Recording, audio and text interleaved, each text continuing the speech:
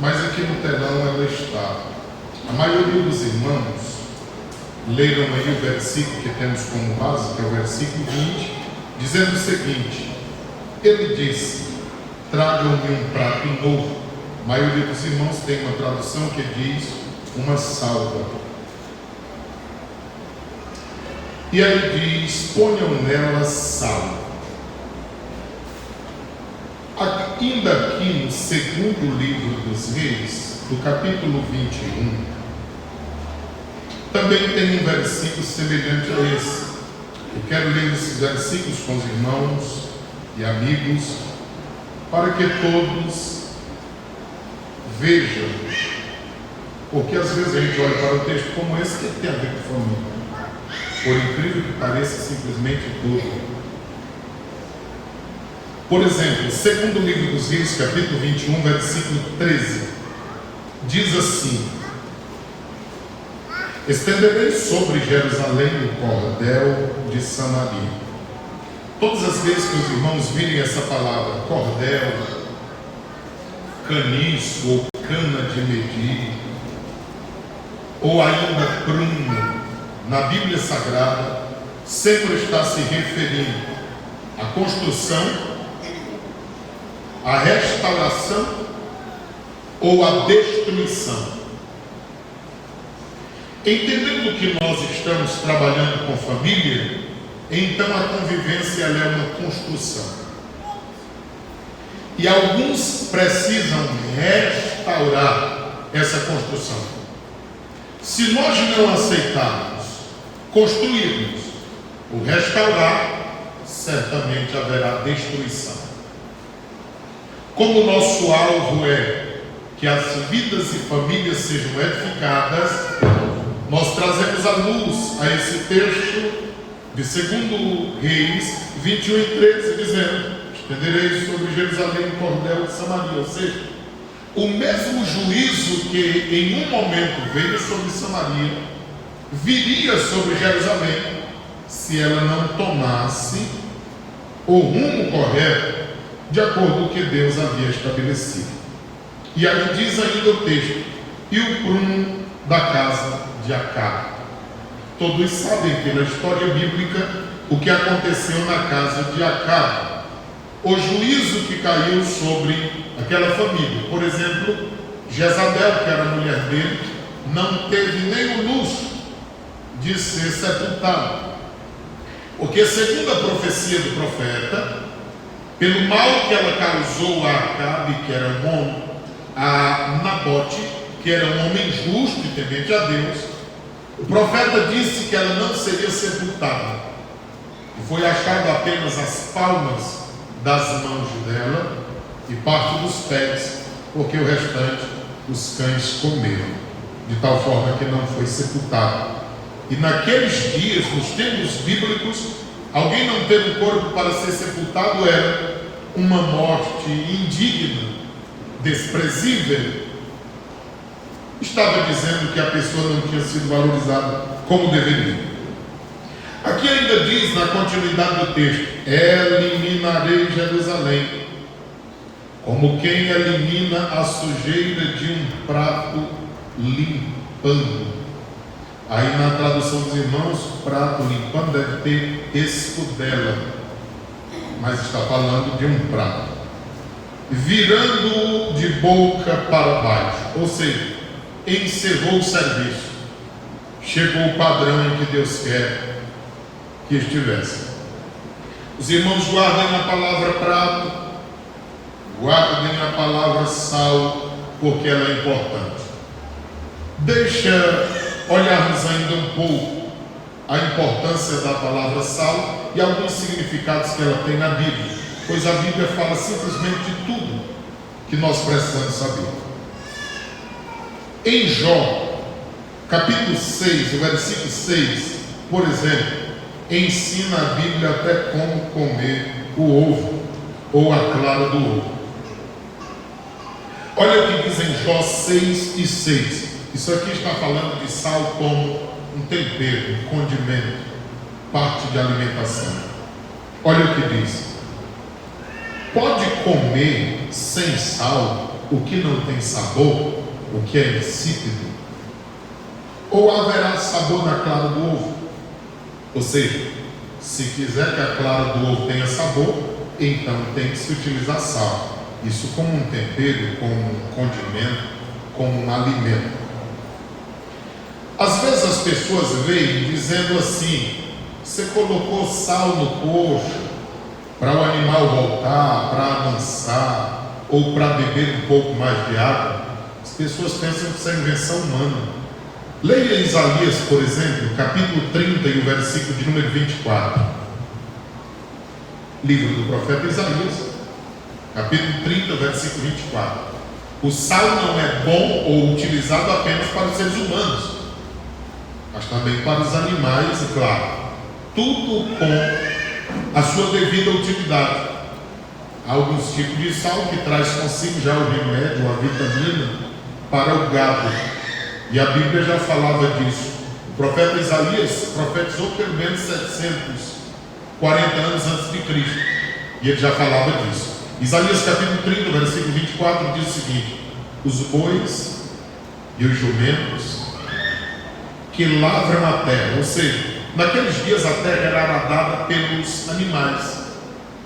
Eles puxavam o arado. Então esses animais tinham bastante força, empregavam bastante força. E aí a Bíblia diz assim: comerão a forragem, mas terá que ter sal.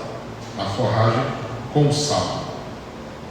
Terceiro lugar, o sal como símbolo de preservação. Você está vendo as qualidades do sal no sentido da família? Em primeiro lugar, tem que dar sabor. Segundo lugar, até os animais são beneficiados. Se o casal não estiver bem, até os animais sofrem. Não pode chegar perto de um marido mal amado ou de uma mulher mal amada que pega um chute. Mas se chegar na casa de um casal que vive bem, às vezes é mais bem tratado do que gente. Êxodo capítulo 30 e o versículo de número 25. Agora aqui, o sal tem a utilidade de preservação.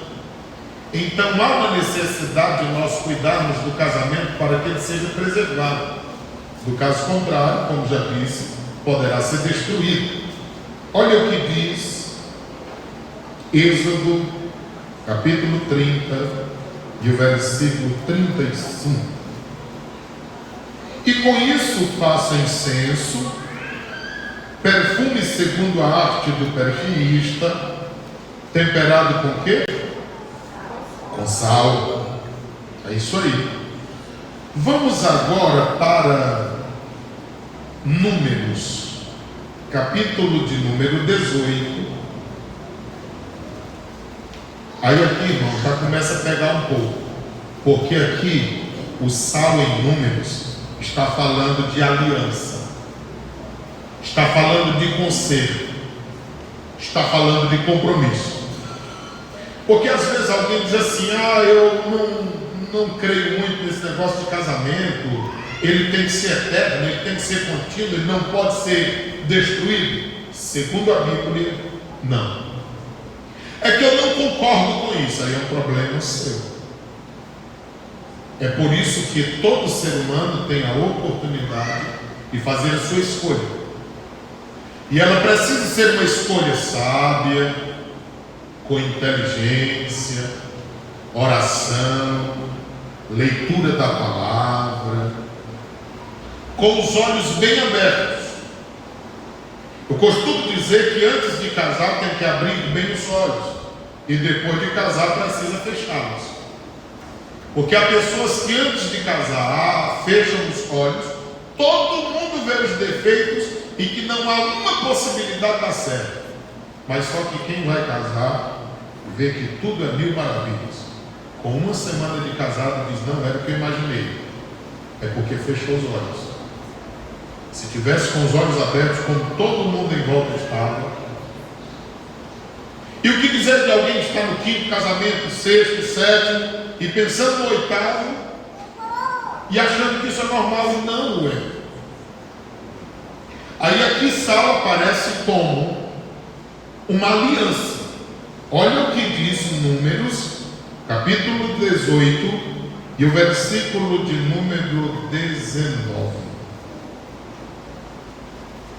Números 18, 19. Todas as ofertas sagradas que os filhos de Israel oferecem ao Senhor, eu dou a você, aos seus filhos, às suas filhas, por direito que? Perpétuo. É algo contínuo, algo que não pode ser encerrado. Esta é uma o quê? Aliança perpétua. Olha como o negócio começa a apertar agora. De sal, diante de quem? Para você e para toda a sua descendência. Levítico, você está em Números, é só voltar. Levítico, capítulo de número 2 e o versículo 13. Levítico 2 e 13. Tempere com sal todas as suas ofertas de cereais. Na sua oferta de cereais, você não deixará faltar o sal da aliança do seu Deus.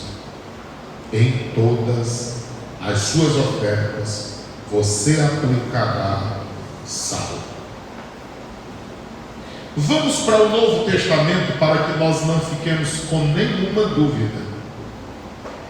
Evangelho de Mateus, capítulo de número 5, só para eu lhe mostrar, esse nós não vamos ler, é só para eu lhe mostrar o detalhe que há nesse texto sagrado. Evangelho de Mateus, capítulo 5. Olha, do versículo 13 ao 16, está falando que a igreja é sal e é luz, certo? Do 13 ao 16, aí está uma divisão. A igreja é sal e luz. Não vamos ler.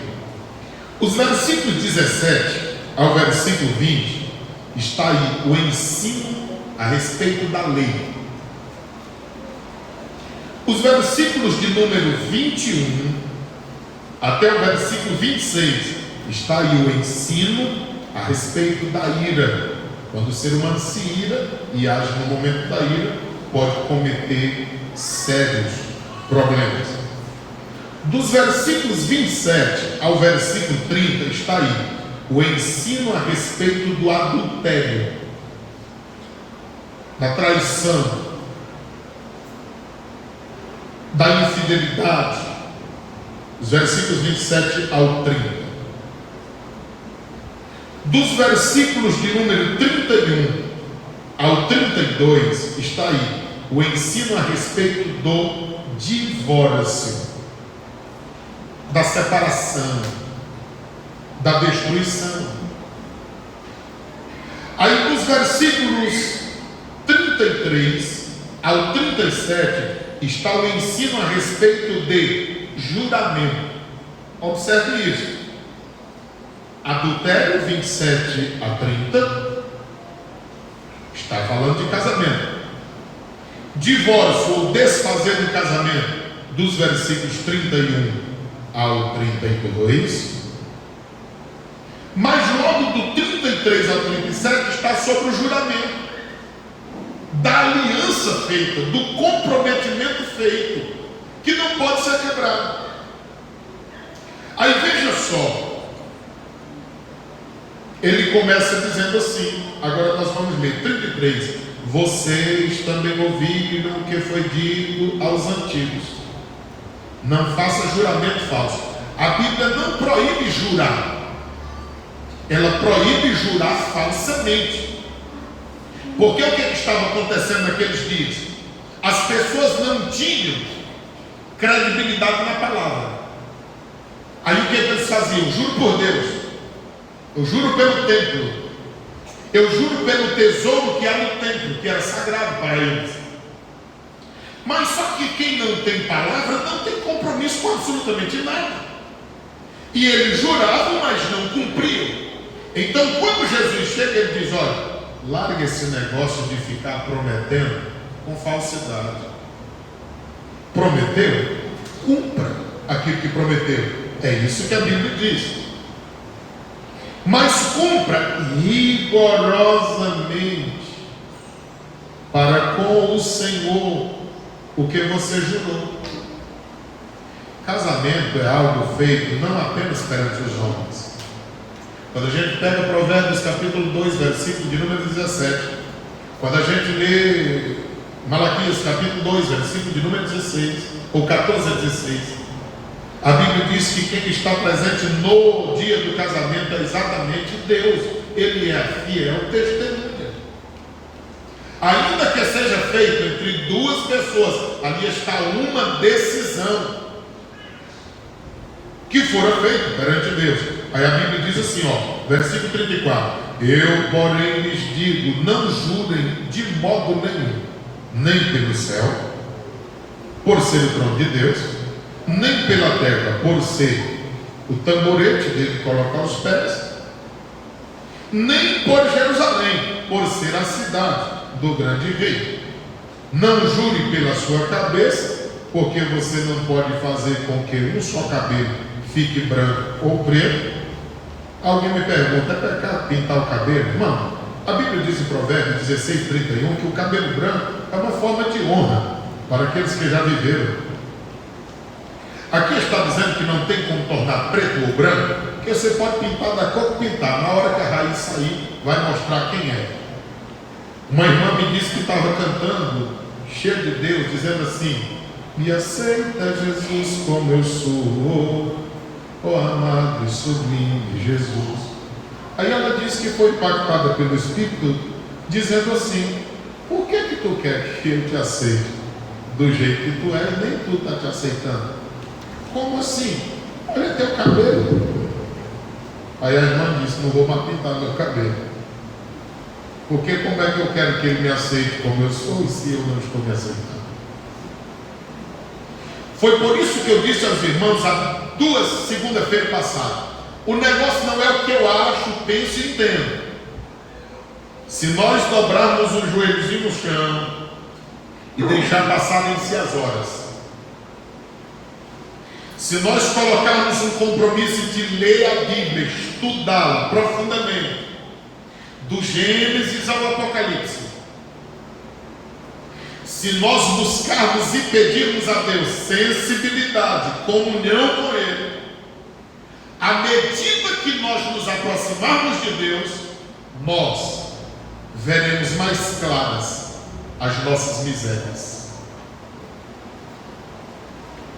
Mas quanto mais a gente distanciar dele, a gente vai dizer: não, isso não tem problema, aquilo também não tem, e daqui a pouco nós estaremos enganando a nós mesmos, bem distante de Deus.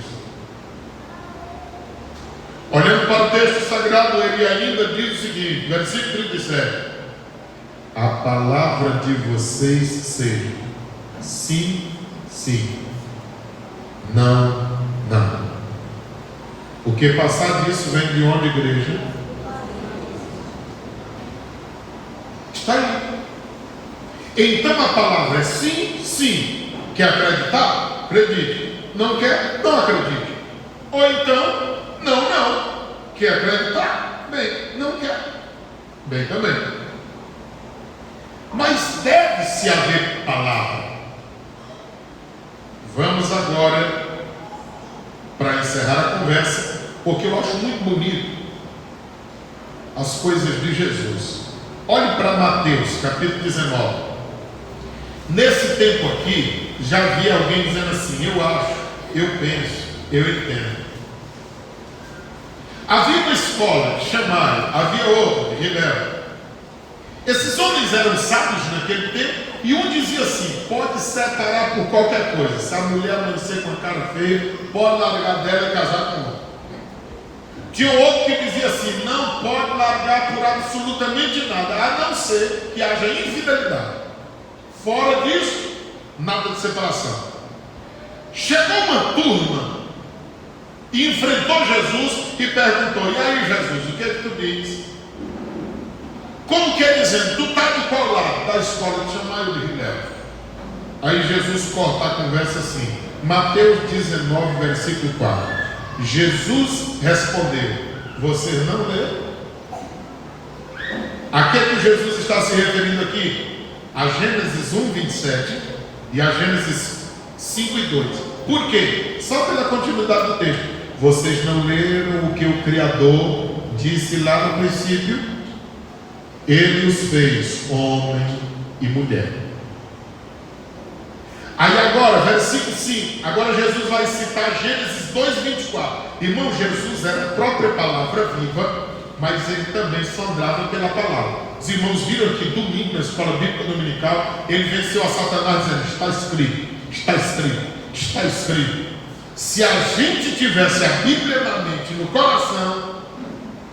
Aí Jesus agora cita Gênesis 2, 24, diz assim: o que foi dito, por isso o homem deixará seu pai e a sua mãe, e se unirá à sua mulher. Irmãos, isso aqui é princípio divino. Eu quero ver o camarada casar e ficar morando com a sogra dele para não dar um B.O. dentro do pouco tempo. Eu quero ver a mulher casar e ir morar dentro da casa da sogra dela e ela se sentir bem mais do que freguesa. Uma coisa é você estar como hóspede, a outra coisa é você chegar como morador. Uma coisa é você ir um almoço ou um jantar, outra coisa é você dizer: aqui está minha bagagem, eu vim para morar. São coisas diferentes, são famílias diferentes, são ideias diferentes, comportamento. A mãe vai querer continuar tratando o filho como filho, mas a mulher vai tratar ele como esposa. E em algum momento não vai dar certo.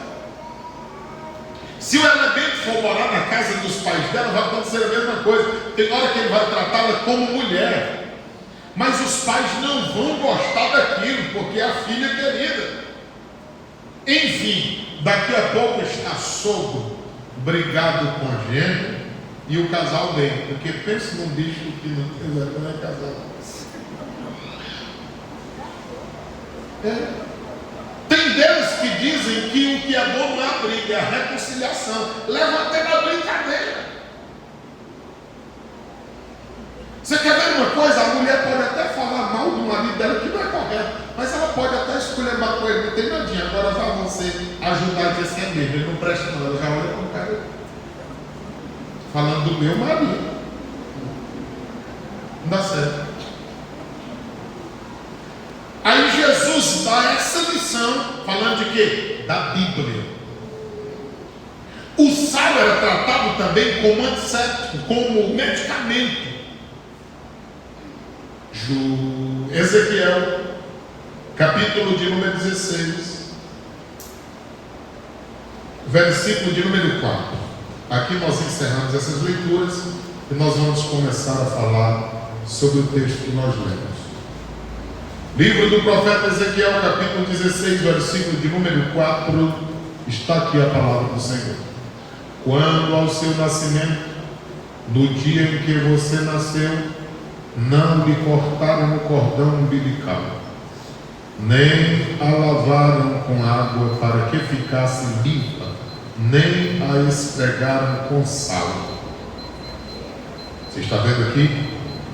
O que quero falar sobre sal nesta noite é só essas simbologias aqui, porque nós trataremos disso no texto que lemos. Então o sal ele pode ser tratado como um tempero. Irmão, se o casamento não estiver todos os dias sendo renovado, sendo temperado na medida certa, não vai para frente. Segundo lugar, se o casamento não for lutado dia após dia pela preservação dele. Alguém diz assim: eu separei, mas por que a família era tão bela? Acabou a química. O que é essa química que o povo fala? É exatamente isso. É o interesse um pelo outro. Nós vivemos num mundo de uma correria exagerada. Trabalho, estudo, as atividades no lar, cuidar de filhos e cuidar de tanta coisa, que quando encerram o dia de trabalho, as pessoas estão exaustas. Um deita, vira para um lado, deita, vira para o outro, e as pessoas já não têm mais tempo de se olharem, de conversarem, de viverem a vida, por causa de uma correria desenfreada por luta, por finanças, perdendo o que mais o ser humano precisa: de afago, carinho, atenção, de amor na prática. Bem, a palavra do Senhor nos mostra que esse casamento precisa ser preservado, pois o Salmo fala disso, de preservação. Mas o Salmo também fala de algo como é medicinal, que nós acabamos de ler aqui em Ezequiel. Então, pode ser um remédio. Mas o Salmo também fala de aliança. Os irmãos acompanharam comigo. Fala de compromisso e comprometimento. A Bíblia diz que é uma aliança perpétua. Você começa a perceber como o texto de Reis tem tudo a ver com o casamento. Agora vamos ler outra vez. É segundo livro dos Reis, capítulo 2. Eu li com você do versículo 19 ao 22. Vamos explicar o texto e nós já vamos falar a palavra do Senhor. Olha o que diz o texto. Segundo livro dos Reis, capítulo 2, versículo 19 a 22. Os homens da cidade disseram a Eliseu: eis que essa cidade é bem situada. Irmãos e amigos, a cidade pode ser a melhor do mundo. Se a nossa casa não estiver bem, a cidade não terá brilho. Você pode ter o melhor emprego, morar na melhor cidade, ter o melhor carro, a melhor casa. Se o casal, se a família não estiverem próximos, tem cidade bela que atrai absolutamente nada. O texto sagrado diz assim: como o Senhor vê, ou seja, Eliseu estava vendo, e os moradores daquela cidade estavam mostrando quão bela era aquela cidade. E eles diziam: o Senhor é testemunha, Eliseu, pode ver, a cidade é bonita. Aí diz assim: porém, a água não é boa, e a terra é estéril. Irmãos, a Bíblia diz que o casamento é para ser uma fonte de água viva e cristalina. Cantares 4:12, nós não vamos ler. A Bíblia diz que o relacionamento de homem e mulher é para ser uma fonte e um ribeiro inesgotável. Provérbios capítulo de número 5, versículo de número 16. O texto sagrado diz aqui: a água não é boa e a terra é estéril. Se não houver esses princípios bíblicos na vida de um casal, de um casamento, de uma família, o casamento se tornará assim: uma água que não é boa. E quando a água não é boa, a terra fica estéril, ela não produz. O que faz casamentos duradouros? É exatamente essa preservação, é esse cuidado, é a bênção de Deus no lar. Irmãos, vocês podem acreditar no que quiserem, eu falo de mim, eu não acredito num casamento sem Deus. Os irmãos já ouviram, já leram, e nós já falamos muitas vezes aqui. Provérbios 14, versículo de número 1. É uma mulher sábia que edifica uma casa. Se essas mulheres que nos ouvem aqui, que estão casadas, abrissem a boca e o coração para nos contar a quantidade de coisas que elas já enfrentaram, outras enfrentam, tem delas que até adoecer por causa de coisas que já enfrentaram. Por que elas estão casadas? Sabedoria. Porque se com a pessoa com quem ela ama, casou, se dedicou, se entregou, ela abrir mão, quando é que ela vai arranjar uma outra pessoa? Se com quem começou a vida tem sido difícil, imagine, para recomeçar tudo. Aí agora não vai recomeçar mais só uma pessoa, é como se fosse 3, porque sempre haverá lembrança da pessoa passada. Você entende por que dificilmente o segundo casamento tem mais complicações do que o primeiro? Porque geralmente as pessoas que partem para o segundo, terceiro, quarto casamento, elas não se curam dos anteriores. Então o comportamento da nova pessoa que está chegando diz assim: está igual ao outro. O fulano era desse jeito, a fulana era desse jeito. E o ser humano não gosta de ser comparado. Quando começa a haver as comparações, e o que dizer dos homens mais displicentes, que às vezes chamam o nome da outra com o nome da atual, confunde. Aí já viu, aí a confusão com a maximana. Se entende? As pessoas acham que isso é brincadeira, e irmão, isso é coisa seríssima. A jovem hoje está entrando com um jovem que ele não respeita o pai dele, não respeita a mãe dele, não respeita a liderança dele. Aí ela disse: esse cara é o máximo, esse cara é corajoso. Só que a tolice dela não deixa perceber que se ele não respeitar a mãe, o pai, a liderança, que luta pelo bem dele, como é que vai respeitar ela que está chegando agora? Então aquilo que hoje ela vê como vantagem, amanhã vai virar por cima dela. O coice que hoje ele está dando nas pessoas que estão em volta dele querendo bem, vai ser o coice que ela vai pegar amanhã. Ela não vê isso. E quando ela trata assim também os pais, aí vai ser pior. Não se dá bem nem no lar onde está. Como pode as pessoas não perceberem isso? O texto sagrado diz aqui, segundo livro dos Reis, capítulo 2, versículo de número 20. Então disse Eliseu: traga-me um prato, tem que ser novo, ponha nele sal. E eles trouxeram. O prato novo aqui é uma simbologia da ação do Espírito de Deus. O sal aqui é uma simbologia da presença de Cristo. Se nós não deixarmos o Espírito de Deus agir, trazendo novidade ao nosso relacionamento,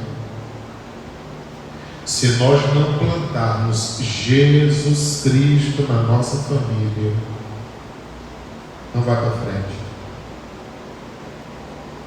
O versículo 21 diz assim: Eliseu foi até a fonte e jogou sal na água.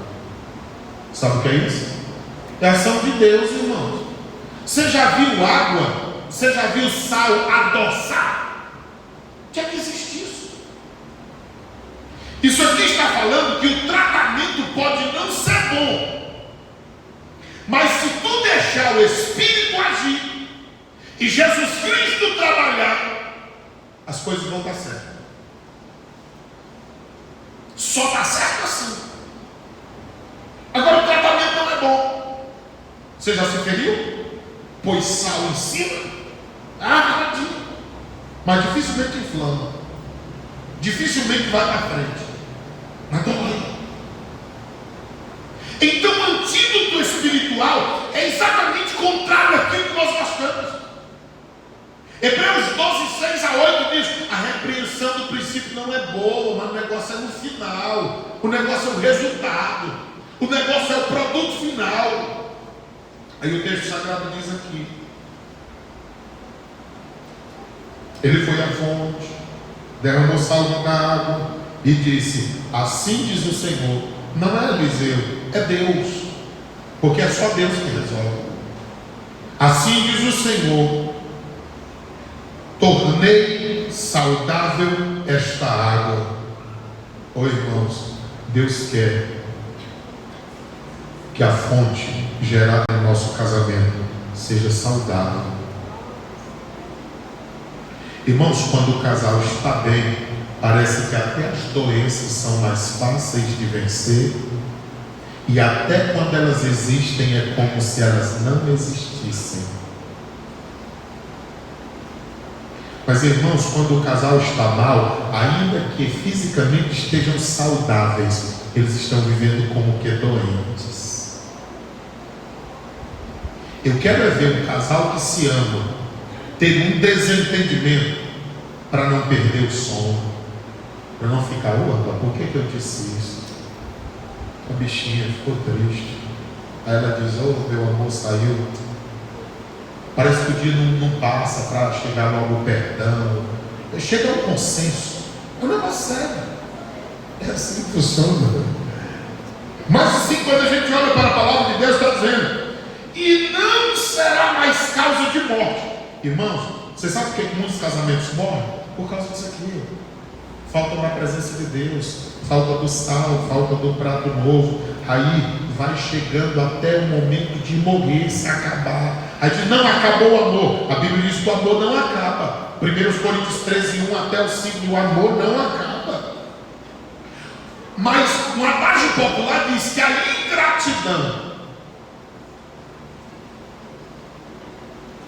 ingratidão, ela acaba com a afeição, com a admiração, com o apreço que se tem.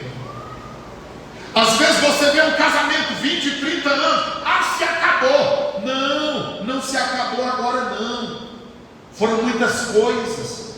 Nós já pregamos aqui sobre o cedro do Líbano.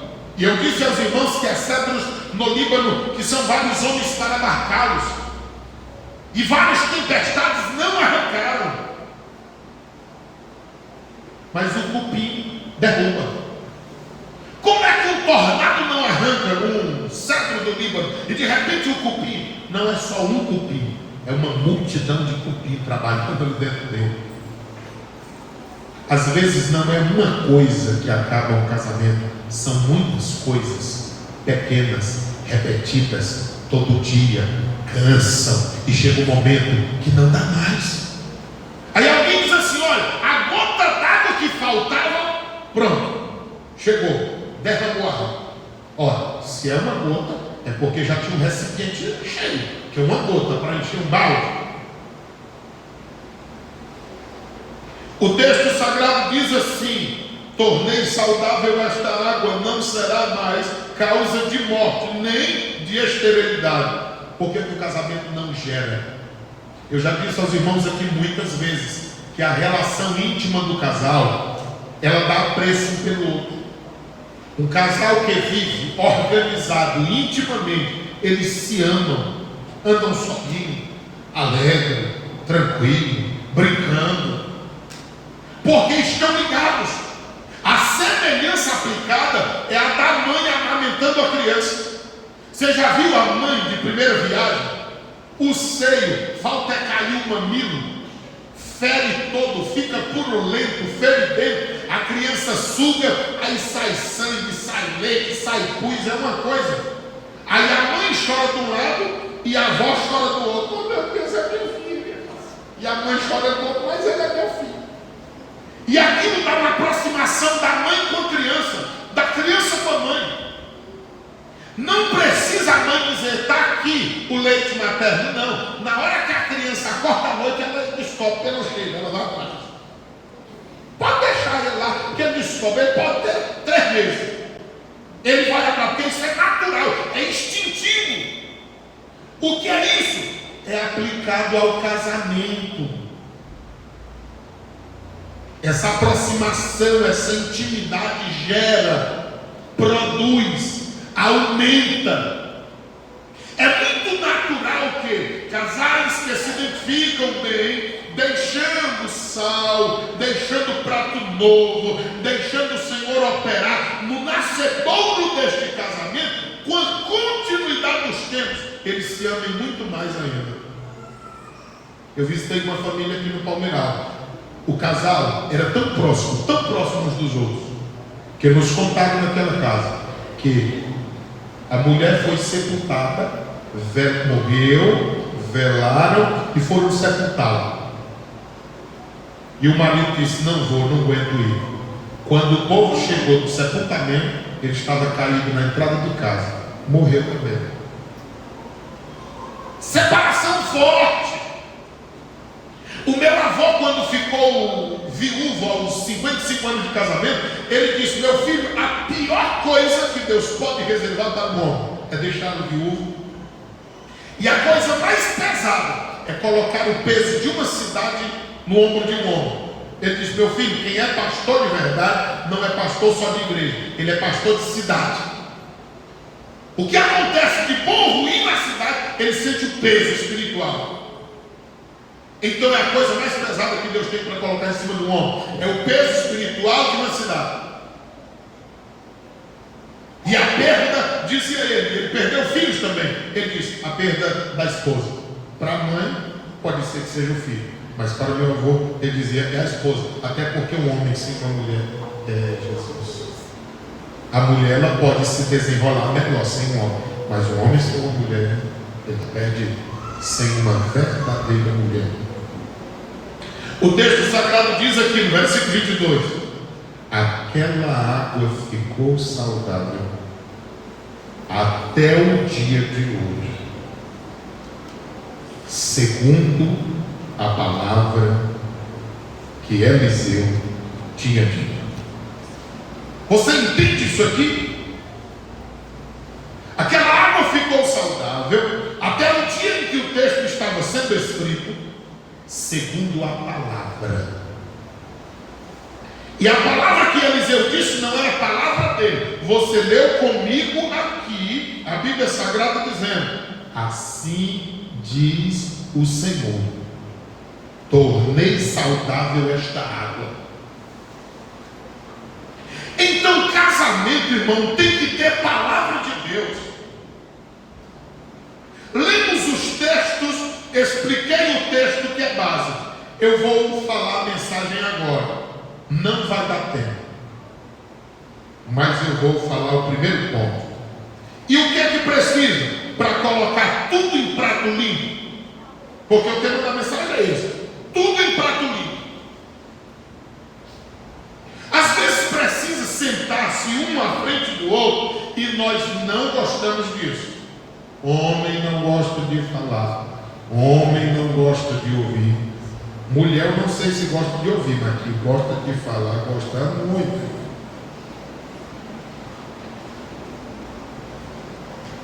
Se você está me assistindo e a sua mulher veio para o culto, pergunta para ela como foi o culto.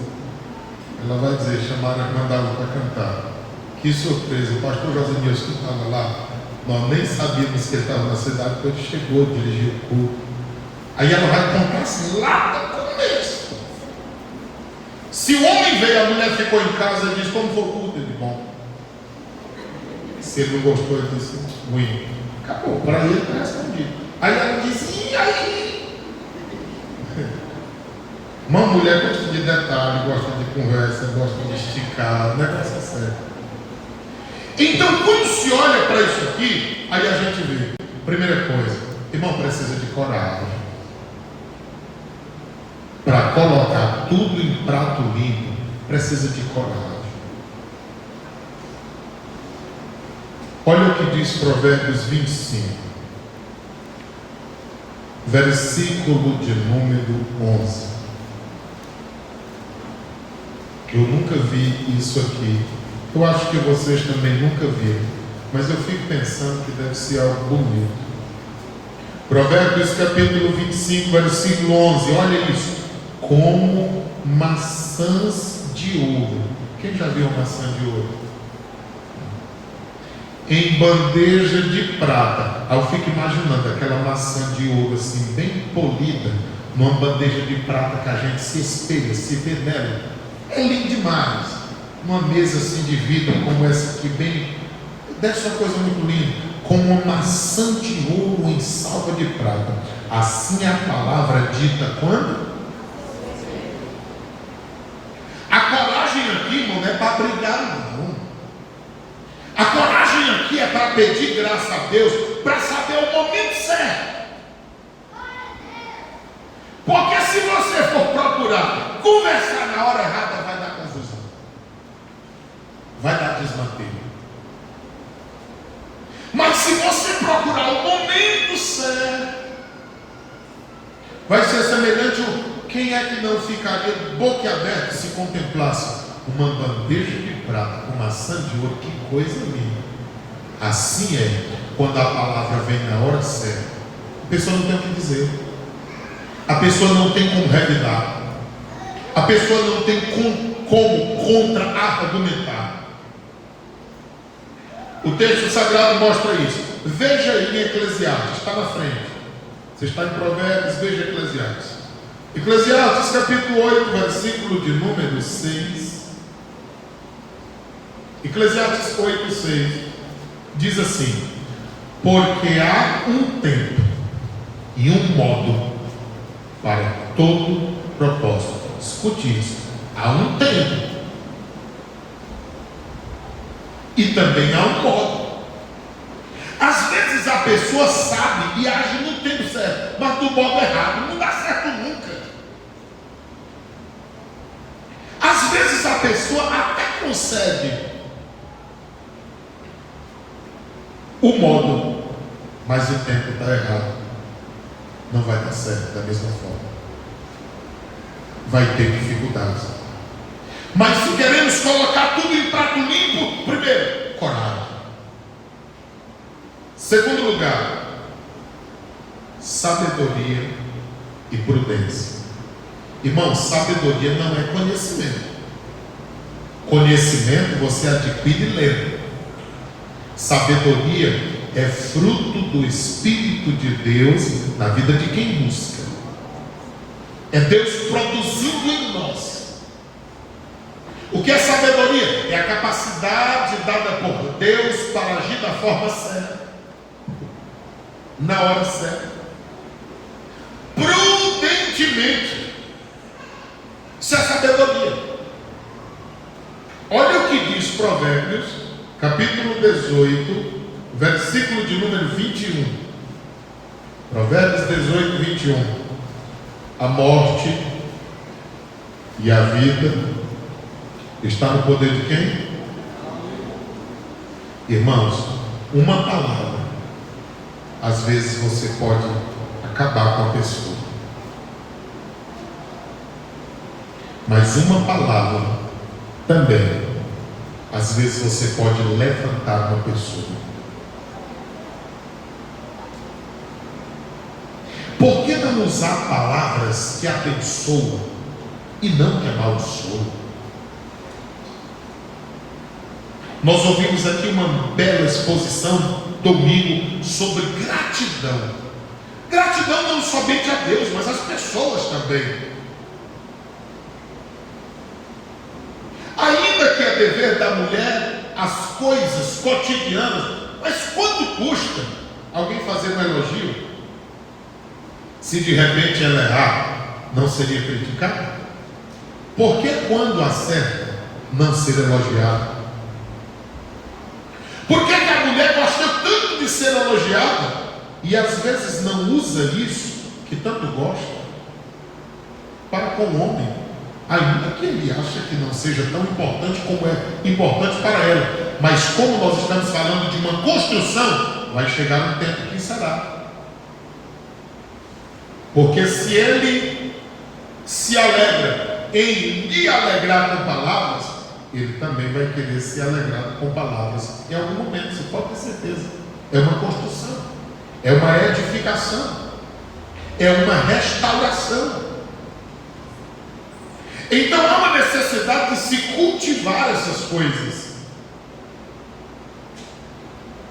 Tem casal que se chama de irmão fulano, irmã fulano. A paz do Senhor, meu Deus do céu, quanta santidade.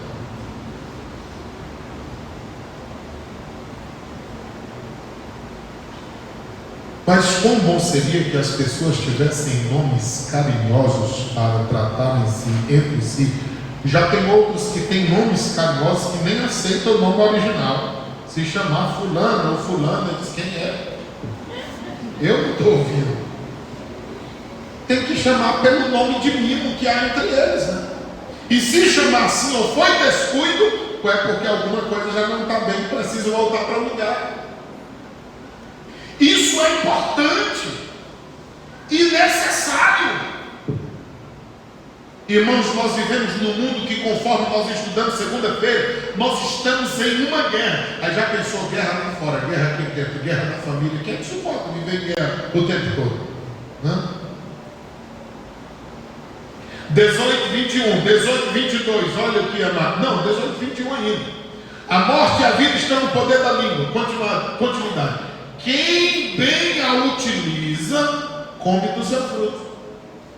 Dependendo do que sai dos seus lábios, você se dará bem ou mal.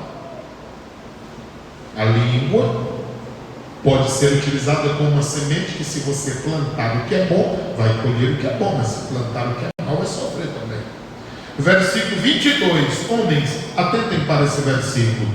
Quem acha uma esposa, acha, não é um bem, é o bem, porque está escasso. Então, se você tem uma esposa e tem certeza que foi Deus quem lhe deu, você tem um bem, você tem um presente, não abra mão por nada. Aí diz assim, e recebeu uma bênção de quem? Por que não tratar aquilo que de Deus foi recebido com apreço, como deve ser tratado?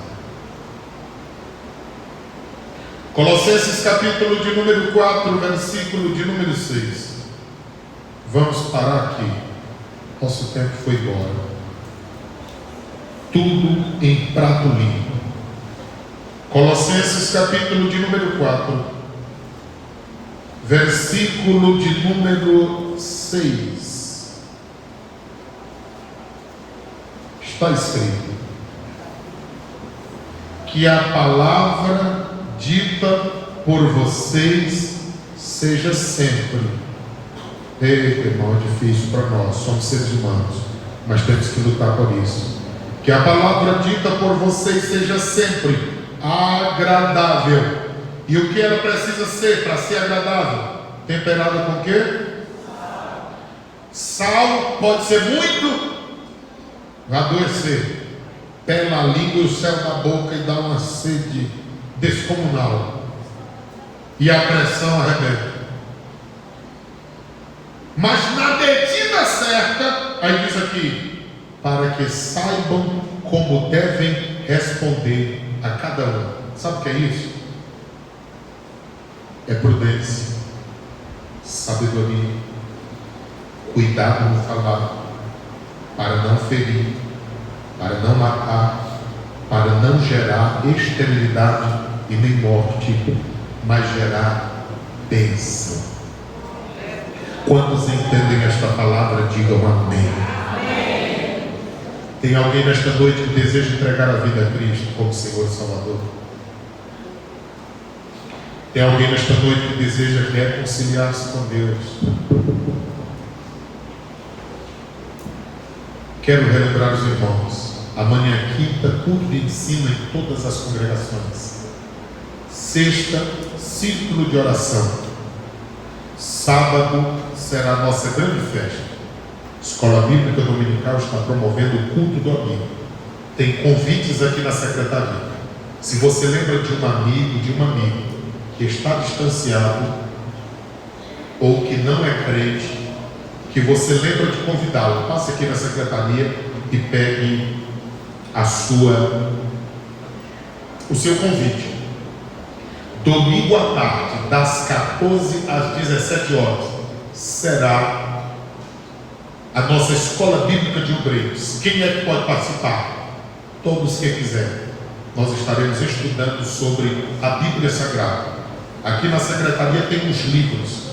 As pessoas que desejarem adquirir o livro, que nós utilizaremos como texto, como estudo, Vai começar agora, no dia 19, domingo à tarde, até setembro. Todo quarto sábado do mês, nós estaremos estudando das 14 às 17 horas sobre assuntos pertinentes a como ensinar, como se expressar, como pregar. Então, passe aqui, adquira o seu e também faça a sua inscrição para que nós tenhamos noção quantas pessoas estarão. Que Deus abençoe a todos, em nome de Jesus. E obrigado pela presença.